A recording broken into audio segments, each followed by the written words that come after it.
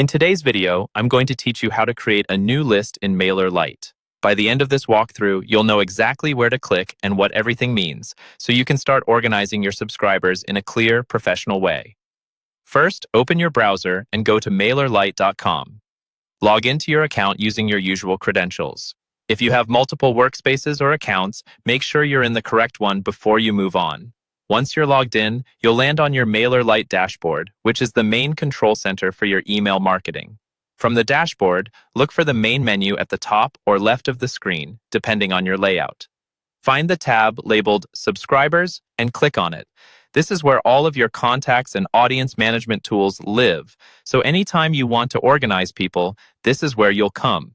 Inside the Subscribers section, you'll see different ways to segment and organize your contacts.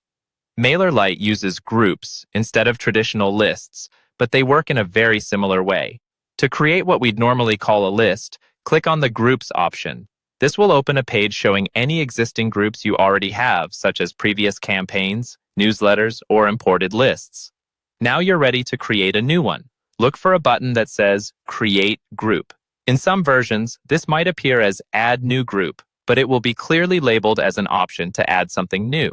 Click that button to start the process. You'll be prompted to enter a name for your new group. Take a moment here and choose a name that's clear and specific so you can recognize it at a glance later. For example, instead of just leads, you might use webinar attendees or product updates subscribers. Think about how you plan to use this group in your email strategy. Is it for a specific event, a type of content, or a particular customer segment? A descriptive name will keep your account organized as your audience grows. Once you've typed in the name you're happy with, look for the button to confirm. This will usually be labeled Save or Create.